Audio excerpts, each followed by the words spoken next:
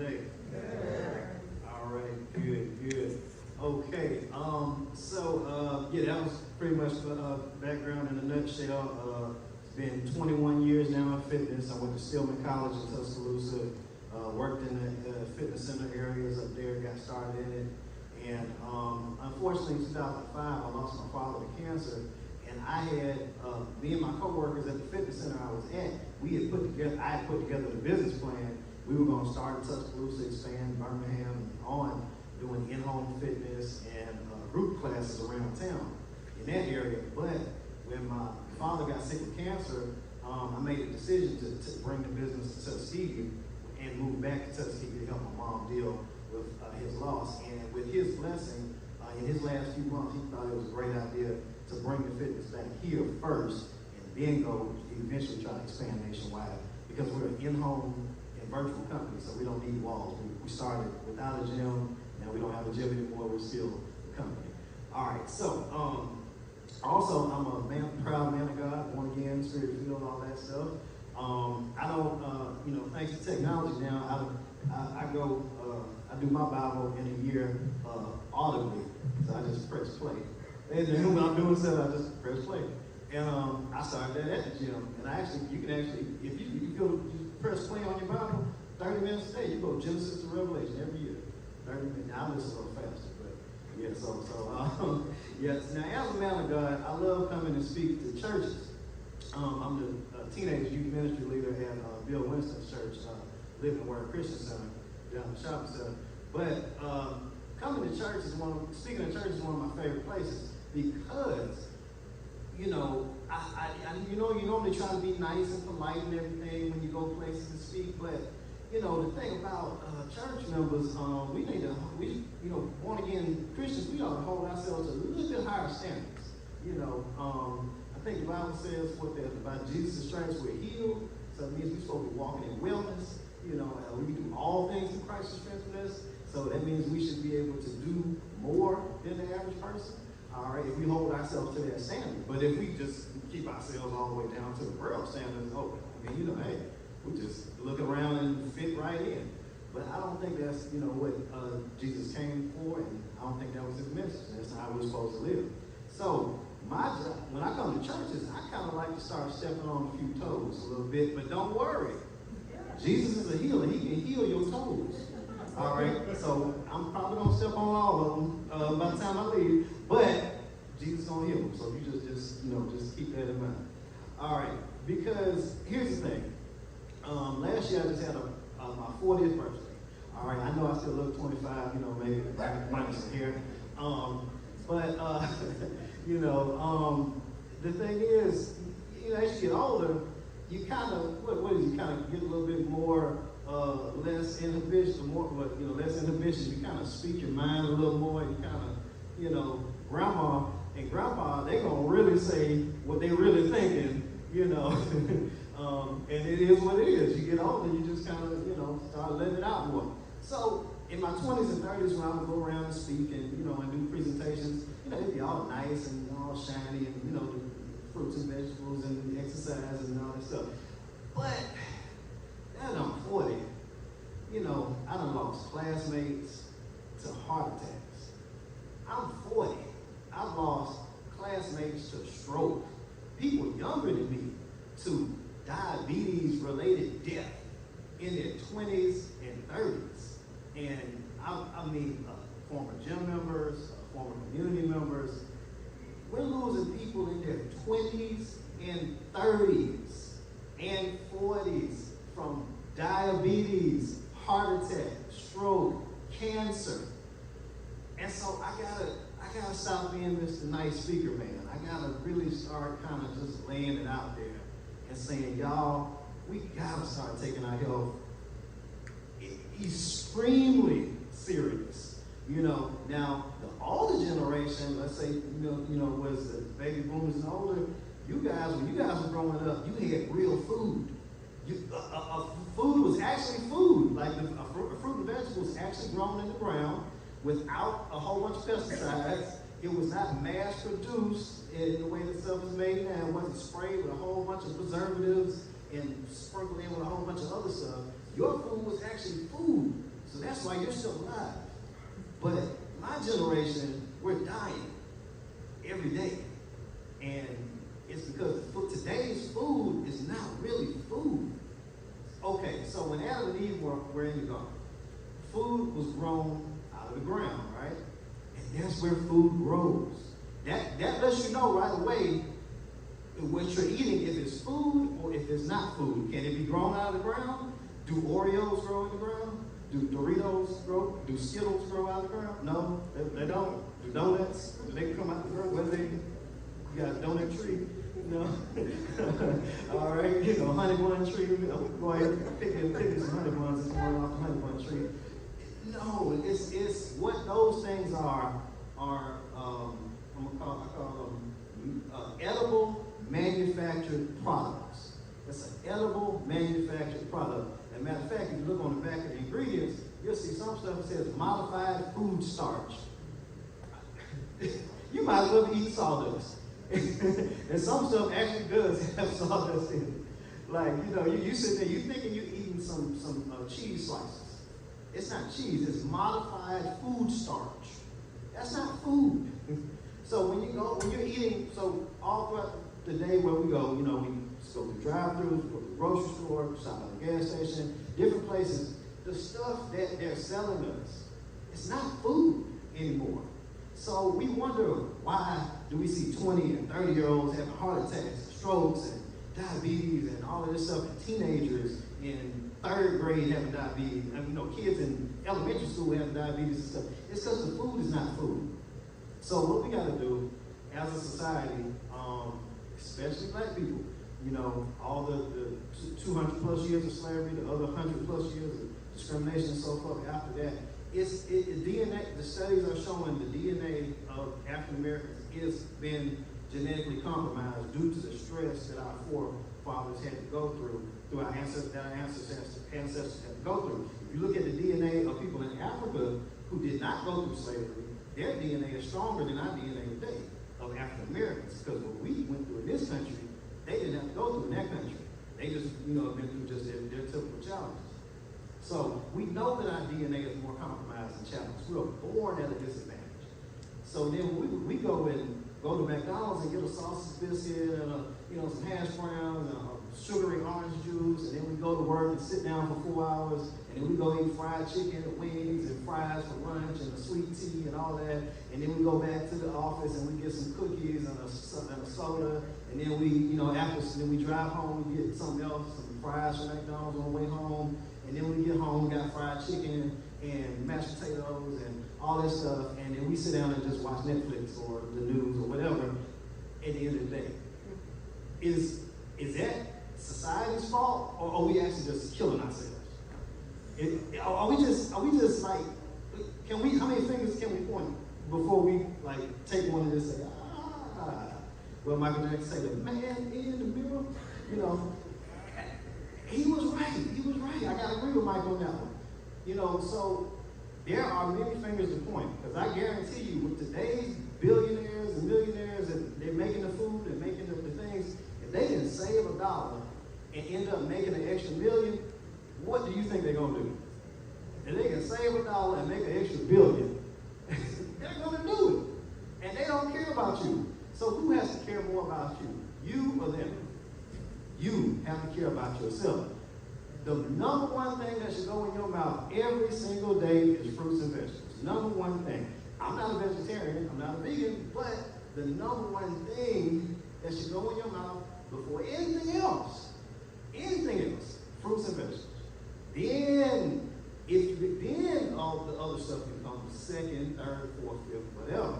I'm not necessarily opposed to meat if you understand the way it interacts in your body. If you look in the jungle, the meat eaters, the lion, when the lion, he attacks something and kills something, right? He may not eat for another week. You know why? That he does, why he's okay and why the lion can still live? Because meat takes time to break down. So you eat some meat today, it may not fully digest out of your body until next week, till for another 3, 4, 5 days. So meat was designed for animals to eat, or men going out on the battlefield back in the day, King David and all them going out to war, they eating some meat because they may not eat for the next next 5 days. Meat stays in your stomach. It doesn't digest like that. So if you eat meat every day, colon cancer is just like sitting there like, hey, I'm ready when you are. I'll be here when you get, I'll be here when you get here. Colon cancer is just waiting on you, and you're just running right towards it.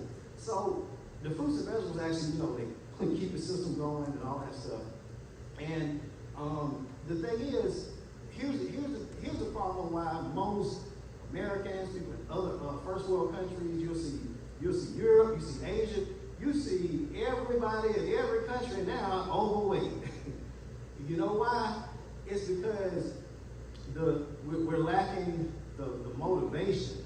Because if you look around and you see everyone else is gaining weight, everyone else is walking slow, everybody else has got a cane when they're only 50 years old. Every 60-year-old or 70-year-old, your 60 and 70-year-olds are on wheelchairs. Those are designed for 80 and 90-year-olds. Those wheelchairs aren't designed for 50 and 60-year-olds. You're not supposed to have them. You're supposed to still be lifting weights, working out every day.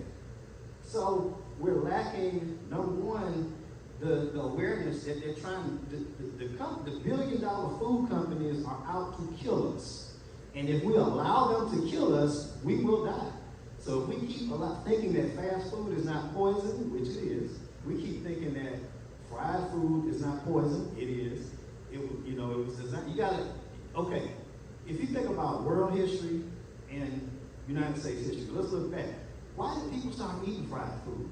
If you had, on the slave plantation, you got to eat some fried food because you're going to be out in that 100-degree sun. Well, it wasn't that hot back then.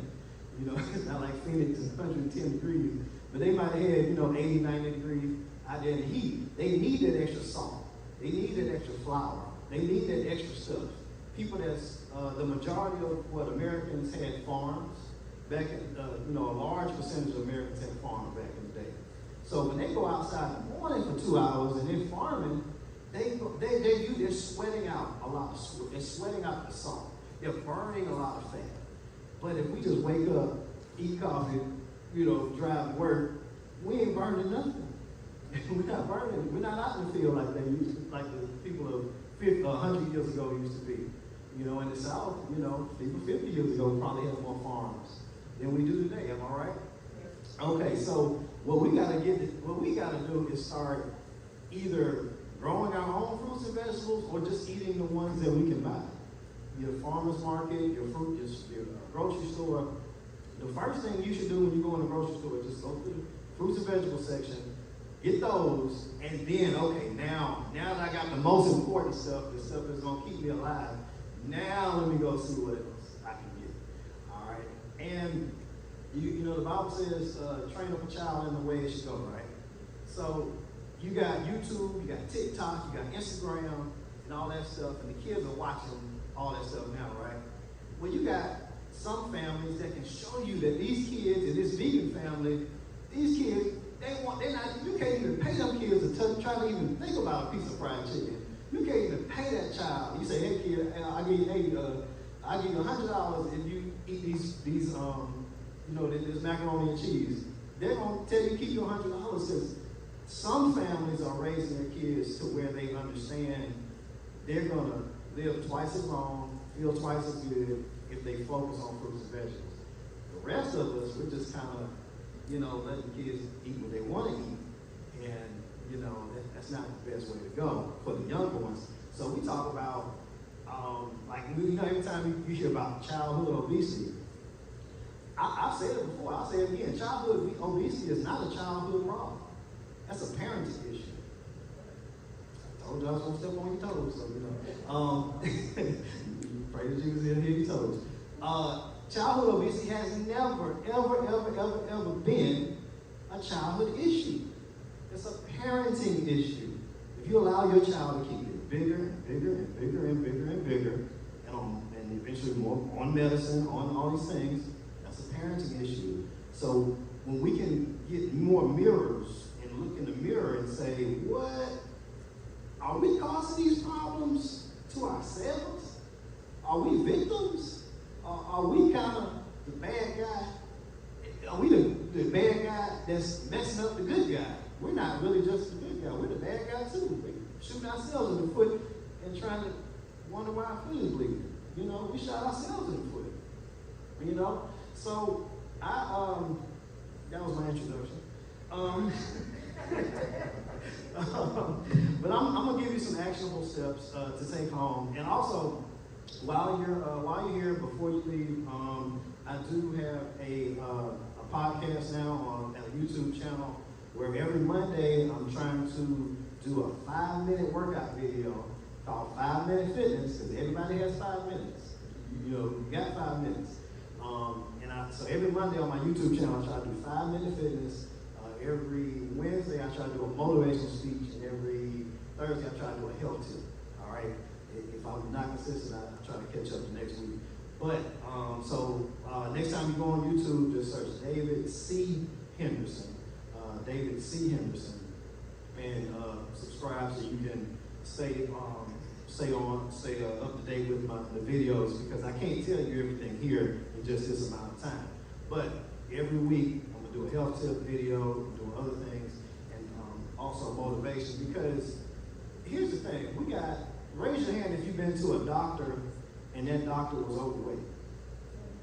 Raise your hand if that doctor's nurse was overweight. Raise your hand if you've been to a nutritionist who was overweight. If you've been to a school of nutrition at a university and people are overweight. Okay, so it's not the education, because that doctor has the education, the nurse has the education, the nutritionist, they all have the education, right? So it's not the education, it's the motivation. And as long as we look around and we just are okay with being okay, then we're just going to be okay. And if we just do that, then eventually we're not going to be okay, because things are going to catch up with us. You know, if everyone is 50 pounds overweight and we're just okay with that, eventually it's not going to be okay over time. Who knows that you got two choices in life: either have more birthdays or you're out of here. Now, the likelihood of having more birthdays is going to be at an advantage of the people who are healthy. The people who are not taking care of the health, they're probably not going to be living as long, 80, 90, 100 years. And I like how Pastor Winston says that we got to focus on Genesis chapter 6, verse 3. And that's where it says that the years of man shall be 120 years on earth. It's not 310 in Genesis chapter 6, verse 3. It's 120. What were they doing in Genesis? What kind of food were they eating in Genesis? Fruits and vegetables, right? They were on their feet. They were active. They were getting plenty of sunlight every day, right? They were not eating cheeseburgers and fries and pizza and, smoking cigarettes and drinking alcohol and all that back in Genesis chapter 6, verse 3. Am I right? I don't think so. I can go look. I didn't see cigarettes in chapter 6, verse 3 in Genesis. So when it said the years of man should be 120, then that just lets you know, if you live like they live, you're going to live a lot longer. We're not going to be talking about 3 score and 10. What does it take, 40 years for the Israelites to go 40 days? So they were hard-headed people. So that 7 years was a punishment. That wasn't an aspiration. That 7 years was a limitation. You're supposed to live 120. So if we can set our standards high, get our motivation up by looking in the mirror and say, come on, man, I can do better than this. I can do better than this. Look at yourself in your mirror and say, I can do better than this. And it's true, because I guarantee you that the internet, the YouTube channels on the internet that have motivational speakers, that have personal trainers, that have people talking about diet and nutrition and fitness, if people didn't care about their health, they wouldn't have any views. They wouldn't have millions of people watching motivational speeches every single day. There wouldn't be people listening to personal trainers and listening to dietitians and nutritionists every single day. Billions of views every day, because people are starting to understand, I got to turn off Netflix, I got to turn off the gossip channels, I got to focus more on my health. So YouTube is there for you to learn. Everything you need to know about health and wellness is on YouTube. There's no excuse. It's on Instagram, it's on TikTok, it's on Facebook, it's out there. It's on the internet, even if you're on social media, it's on Google. It's on, ask Siri. Siri, what are the top 10 ways to lose weight? She will tell you. Siri, what are the best, healthiest fruits and vegetables? She'll let you know. She got you. Oh, sorry, Siri. She's going off. Probably got a bunch of phones going off. Hey Siri, pull up David C. Henderson on YouTube and subscribe. I see what I did there. All right, so like I said, as I got older and I turned 40, I really understood that health and fitness is not a game anymore. It's really serious. It's life and death. I lost my father to cancer at the age of 52. He smoked cigarettes. He drank heavily in his 20s and 30s, and in his 40s and 50s. The 40s had caught up with him to him, and he died at 52. So, if you've been smoking cigarettes, drinking alcohol, eating fried foods, sugary foods, all that type of stuff, not exercising, you're still alive, you're blessed. It's not, you didn't do it. It's not because you did the right thing. It's because God has you here for a reason. You're still alive because you're supposed to change the world some kind of way. You're supposed to impact your community, impact others. You're alive for a reason. You're not just here. There's plenty of people that not as old as you that were dead and gone, and they might have done things a little not as bad or even better, and still don't. So you're here for a reason. So you got to understand, God wants you to take care of your temple so you can keep changing the world, which is what we were put here on to do in the first place.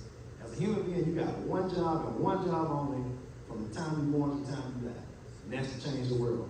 Anything else is less than anything. If you don't get that, then like I said, you're not really taking life seriously.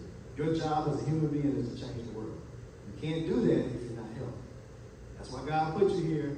That's why Jesus came and set the bar high. We're supposed to do even greater works. We can't do greater works if we're lowering our standards. So raise your standards as high as you can. Point your finger in the mirror at yourself and say, I can do better. And I am going to do better. And don't make any more excuses. Just set that bar high and go for it. I guarantee you that consistency is way more important than the details. Just running, walking, jogging, some push-ups one day, some crunches one day, some squats one day. That's more important than going to the gym.